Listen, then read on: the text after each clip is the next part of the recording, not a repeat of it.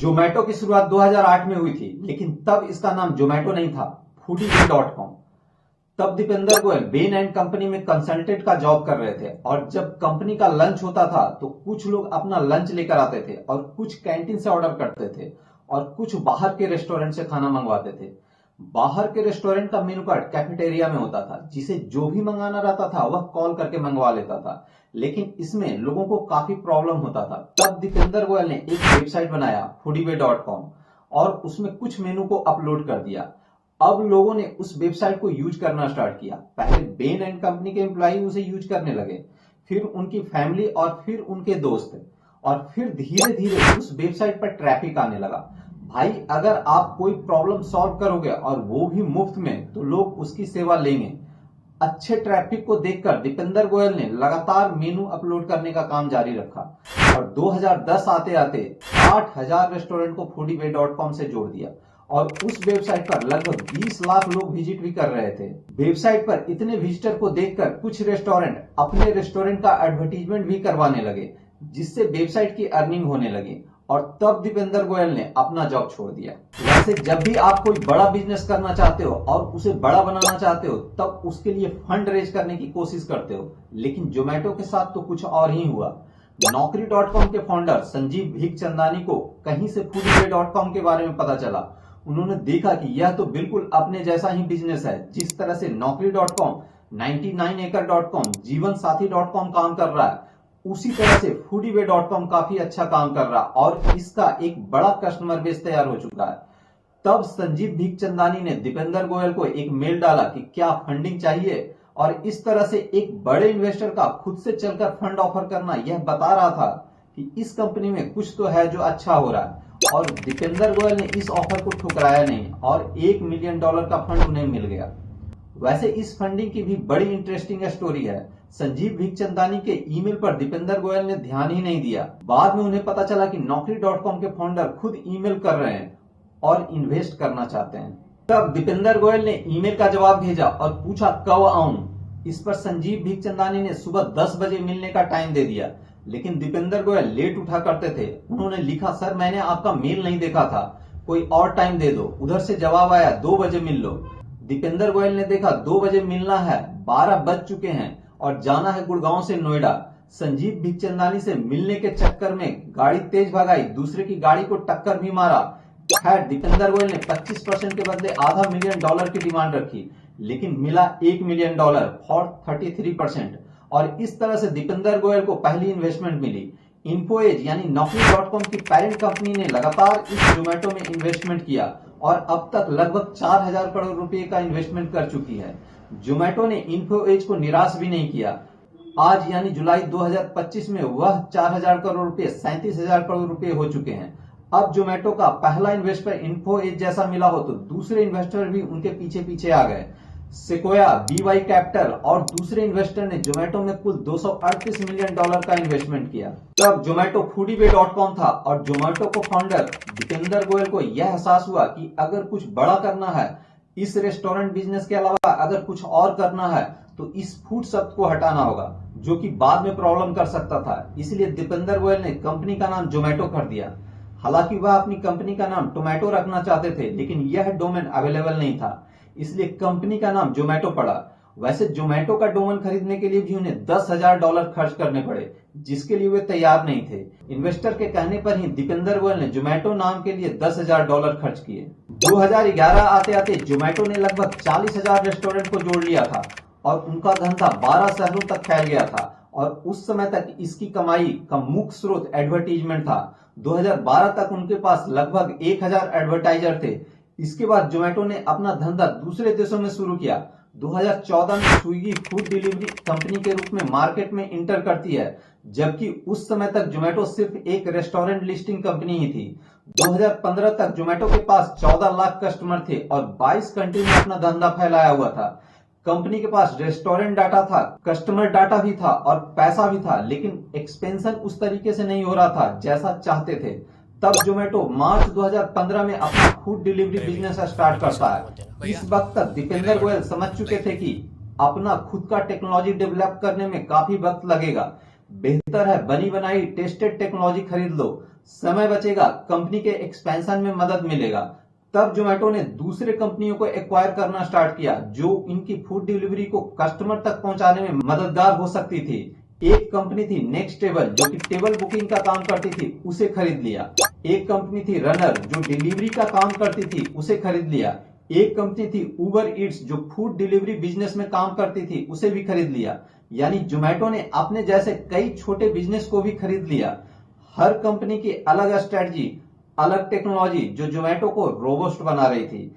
इस तरह से जोमेटो का डिलीवरी बिजनेस काफी तेजी से बेहतर हो रहा था। जो खामियां थी उसको सही किया, कस्टमर से रिव्यू लिए, फूड ब्लॉगर से फीडबैक लिया और रेस्टोरेंट से रेस्टोरेंट की दिक्कतों को समझा। रेस्टोरेंट के रिव्यू एंड रेटिंग को बेहतर बनाया। जोमेटो को कस्टमर का गुस्सा भी झेलना पड़ा। कभी जोमेटो का डिलीवरी पार्टनर खुद ही खाना खा रहा है तो कभी खाना को फेंकते हुए वीडियो अपलोड कर दे रहा है। लेकिन हर गलतियों से सीखकर जोमेटो ने अपने बिजनेस को और बेहतर किया। कस्टमर कंप्लेन को समझने के लिए रेस्टोरेंट को विजिट किया, तब समझ आया कि 5 में से 4 रेस्टोरेंट की हालत खराब है। तब रेस्टोरेंट का हाइजीन ऑडिट की सर्विस भी देना स्टार्ट किया। दीपेंद्र गोयल खुद गुड़गांव के मॉल में डिलीवरी बॉय बनकर गए। पता चला डिलीवरी बॉय को अंदर आने ही नहीं दिया जा रहा था। तब मॉल के मैनेजमेंट से बात कर डिलीवरी के लिए पिकअप पॉइंट बनवाया। जब प्रोडक्ट नया हो तब उसे कस्टमर के पास ले जाना होता है, उसका एडवर्टीजमेंट करना होता है। जोमेटो ने भी अपना एडवर्टीजमेंट जबरदस्त रूप से किया। शुरुआत में फ्रेंड एंड फैमिली को बताया, फिर फेसबुक पर ग्रुप बनाकर एडवर्टीजमेंट किया और जब फंड की कमी नहीं रही तो सोशल मीडिया का खूब प्रयोग किया। जब कोई भी मैटर ट्रेंड में रहता था जोमेटो का ट्वीट जरूर आता था और ट्वीट भी ऐसी कि उसके ऊपर रीट्वीट खूब होते थे। गाइज, कभी कभी घर का खाना भी खा लेना चाहिए। मैच जीतने की खुशी में आज पार्टी मेरी तरफ से। और इनका एक कैंपेन तो आपको याद ही होगा, हर कस्टमर है स्टार। सेफ है, रिलायबल है, जोमेटो है। कस्टमर को जोड़े रखने के लिए भी इन्होंने काफी मेहनत किया है। गोल्ड मेंबरशिप चलाया, कैंसल फूड को 1/4 प्राइस पर बेचे। गूगल पर रिव्यू सिंपल होता था लेकिन जोमेटो पर रिव्यू इसके प्राइस के अनुसार से होने लगा, इनके फूड के अनुसार से होने लगा। यानी जहां से खाना मंगवा रहे हैं उसका खाना कैसा है, महंगा है या सस्ता है। जोमेटो को यह बात समझ में आ गया था कि अगर मार्केट में रहना है तो अपना ब्रांड वैल्यू, फेस वैल्यू बनाना होगा। न्यूज में बने रहने के लिए समय रैना से जोमेटो को खूब गालियां दिलवाई। शार्क टैंक इंडिया ने दीपेंद्र गोयल और जोमेटो को एक अलग पहचान दिया और इस तरह से जोमेटो हमेशा कस्टमर के बीच में ट्रेंड करता रहा और आज धीरे धीरे जोमेटो इंडिया का नंबर 1 फूड डिलीवरी ऐप बन गया। 2018 आते आते जोमेटो का रेवेन्यू 400 करोड़ रुपए पहुंच गया, जबकि 2016 में इसका रेवेन्यू 185 करोड़ रुपए था। 2018 तक जोमेटो ने 54,000 रेस्टोरेंट को जोड़ लिया था और हर दिन 9 लाख ऑर्डर फुलफिल कर रहा था। लेकिन जब सब कुछ अच्छा चल रहा था तभी 2019 में कोरोना आता है और इसके रेवेन्यू 90% तक गिर जाता है। लेकिन कोरोना जाने के बाद फिर से डिमांड काफी तेजी से ऊपर जाता है, लेकिन कंपनी की हालत फिर भी खराब थी और इसीलिए जोमेटो एंड फाइनेंशियल से $150 मिलियन पैसा जुटाने का मन बनाती है। लेकिन इंडिया चाइना कॉन्फ्लिक्ट के कारण यह डील टूट जाता है और आप कह सकते हैं कि जोमेटो का आईपीओ लाना एक मजबूरी भी था। जोमेटो को कई बार फाइनेंशियल क्राइसिस से गुजरना पड़ा लेकिन जोमेटो ने हार नहीं माना। जोमेटो की किस्मत हमेशा अच्छी ही रही है। आईपीओ में जोमेटो के ऊपर इन्वेस्टर ने जबरदस्त भरोसा दिखाया। इसका शेयर 65% चढ़कर लिस्ट हुआ। इसका इशू प्राइस 76 रुपये था लेकिन नेशनल स्टॉक एक्सचेंज पर 116 रुपये पर लिस्ट हुआ। नवंबर 2021 तक इसका एक शेयर 169 रुपये तक चला गया, लेकिन तब तक जोमेटो काफी पैसे बर्न कर रहा था और ब्लिंकिट जैसे फ्लॉप बिजनेस को एक्वायर करना चाहती थी, जिसके कारण इन्वेस्टर अपने पैसे निकालने लगे। 2022 में इन्वेस्टर ने काफी पैसा निकाला जिसके कारण इसका एक शेयर गिरकर 40 रुपये तक पहुंच गया। तब दीपेंद्र गोयल ने अपनी खर्च कम करने के लिए कर्मचारियों की छटनी की। 225 ऐसे शहरों में अपने बिजनेस को बंद किया जहां से एवरेज ट्रांजैक्शन या कहें सेल कम था। कई इंटरनेशनल बिजनेस को भी बंद किया। अपनी प्रॉफिटेबिलिटी को बढ़ाने के लिए अपने कमीशन को 27% से बढ़ाकर 33% तक कर दिया। जोमेटो ने 2024 के पहले क्वार्टर में प्रॉफिट का पहला स्वाद चखा और पूरे 2 करोड़ का प्रॉफिट हुआ। हालांकि आप सोच रहे होंगे सिर्फ 2 करोड़, लेकिन 2 क्वार्टर पहले यानी दिसंबर 2023 तक जोमेटो का लॉस 346 करोड़ रुपए था। जुलाई 2024 के अंत तक जोमेटो का एक शेयर 228 रुपए तक पहुंच गया। आज जोमेटो का स्क्रिप्ट लिखते वक्त जोमेटो का एक शेयर 341 रुपए पर ट्रेड कर रहा है और इसका मार्केट कैप 3,28,000 करोड़ रुपए हो चुका है। बड़ी बड़ी कंपनियां Tata motor, Tata steel, Nestle कितनी पुरानी और कितनी बड़ी कंपनी है, पर इन सबको जोमेटो ने मात्र 16 साल में पछाड़ दिया है और आज के डेट में जोमेटो की पेरेंट कंपनी यानी इटर्नल निफ्टी 50 में आता है और इसका शेयर 343 रुपए तक जा चुका है और यह तब हो रहा है जब इसका प्रॉफिट पिछले क्वार्टर में 90% से नीचे जा चुका है। जब जोमेटो का प्रॉफिट 90% से नीचे जा रहा है लेकिन इसका शेयर फिर भी ऊपर जा रहा है, यह कैसे हो सकता है? एक्चुअली बड़ी बड़ी कंपनियां इसी तरह से काम करती हैं। लास्ट क्वार्टर में 25 करोड़ का प्रॉफिट हुआ और इस प्रॉफिट पर गवर्नमेंट को इन्हें देना होगा एक बहुत बड़ा टैक्स और इसीलिए यह अपने प्रॉफिट को फिर से री इन्वेस्ट कर देते हैं जिससे इन्हें कोई टैक्स नहीं देना पड़ता और इसी कारण से कोई बड़ी प्रॉफिट कभी दिखती ही नहीं है। इस बात को फॉरेन इन्वेस्टर, भारत के बड़े इन्वेस्टर, म्यूचुअल फंड हाउसेज अच्छे से समझते हैं। इन बड़े इन्वेस्टर के इन्वेस्टमेंट से शेयर लगातार ऊपर की तरफ जा रहा है और इन्हें देखकर रिटेल इन्वेस्टर भी ऐसे शेयरों में पैसा लगाते हैं। जोमेटो की पेरेंट कंपनी है इटर्नल। इटर्नल के अंदर आती है जोमेटो, ब्लिंकिट, हाइपरप्योर और डिस्ट्रिक्ट। जोमेटो फूड डिलीवरी का काम करती है जबकि ब्लिंकिट ग्रोसरी डिलीवरी का काम करती है। हाइपरप्योर फ्रूट और वेजिटेबल जैसी चीजों को होलसेल प्राइस पर खरीदती है और फिर उसे अपने ही रेस्टोरेंट पार्टनर को सेल करती है। अब जहां जोमेटो का बिजनेस पिछले साल के मुकाबले बहुत ज्यादा नहीं बढ़ा है, वहीं हाइपरप्योर और ब्लिंकिट का बिजनेस पिछले साल के मुकाबले दोगुना हो चुका है। जहां जोमेटो प्रॉफिट लाकर दे रहा है वहीं ब्लिंकिट और हाइपरप्योर से इटर्नल को काफी लॉसेस झेलना पड़ता है। लेकिन ऐसा माना जा रहा है कि फ्यूचर में ब्लिंकिट काफी ज्यादा प्रॉफिट दे सकती है और कंपनी एक्सपेंशन के मोड में है। साल के अंत तक ब्लिंकिट के 2000 डार्क स्टोर हो जाएंगे। इटर्नल की तीनों कंपनियां एक्चुअली में एक दूसरे की पूरक है, मतलब रेस्टोरेंट को डिलीवरी पार्टनर चाहिए जिसके लिए जोमेटो है, खाना बनाने के लिए रॉ मटेरियल चाहिए जिसके लिए हाइपरप्योर है और ग्रोसरी की डिलीवरी करने के लिए ब्लिंकिट है। जहां ब्लिंकिट और हाइपरप्योर अभी अपने पैसे को बर्न कर रही है यानी घाटे में है, वहीं जोमेटो प्रॉफिट में है। जोमेटो की अर्निंग मुख्यतः 3 चीजों से होती है। पहला फूड डिलीवरी, दूसरा फूड एडवर्टाइजिंग सर्विस और तीसरा business consultancy service. Food delivery service पर जोमेटो 30% तक कमीशन कमाता है। जोमेटो अपने फूड डिलीवरी राइडर का भी खूब ध्यान रखता है ताकि कभी फूड डिलीवरी राइडर की कमी ही ना हो। यह अपने राइडर को मार्केट रेट से थोड़ा पैसे ज्यादा देता है और इसी कारण जोमेटो को कभी भी फूड राइडर की कमी नहीं होती है। जोमेटो फूड एडवर्टाइजिंग सर्विसेज से भी खूब पैसा कमाता है। सभी रेस्टोरेंट अपनी सेल को बढ़ाने के लिए इस सर्विस का उपयोग करते हैं। अब आप खुद सोचिए, अगर आपको चिकन बिरयानी चाहिए और आपको पता नहीं है कि किस रेस्टोरेंट से खाना मंगवाना है, तो आप जोमेटो पर टाइप करेंगे चिकन बिरयानी। अब जोमेटो अपने इसी सर्विसेज से आपसे कुछ पैसे लेकर आपके रेस्टोरेंट को सबसे ऊपर में दिखाएगा जिससे आपका सेल बढ़ जाएगा।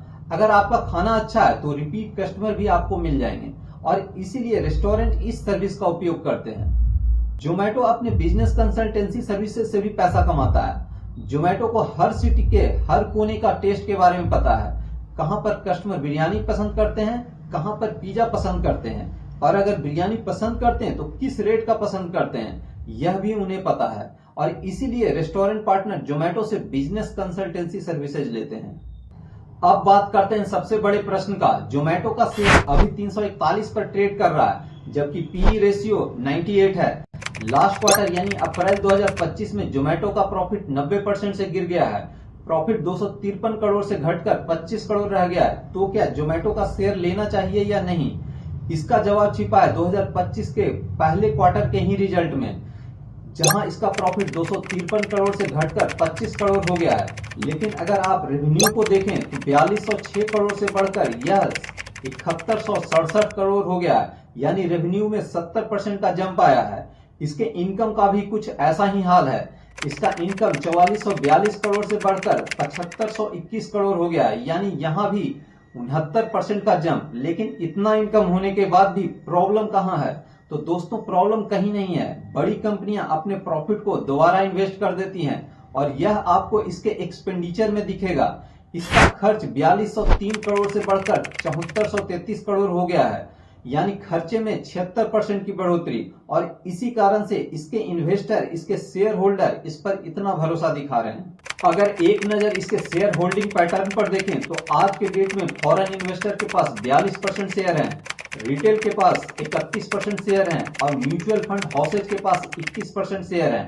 98 पीई रेशियो देखकर जोमेटो का शेयर महंगा दिखता है, लेकिन जिस फील्ड में यह कंपनी काम कर रही है उसमें भारत अभी अपने शुरुआती दौर में है। भारत अभी फूड डिलीवरी में अमेरिका से काफी पीछे है। 2024 में अमेरिका का फूड डिलीवरी बिजनेस $353 बिलियन का था, वहीं 2024 में भारत में फूड डिलीवरी बिजनेस $45 बिलियन का था, जिसके 2030 तक 100 बिलियन अमेरिकी डॉलर से अधिक तक बढ़ने का अनुमान है। यानी फूड डिलीवरी के बिजनेस में काफी ज्यादा स्कोप है।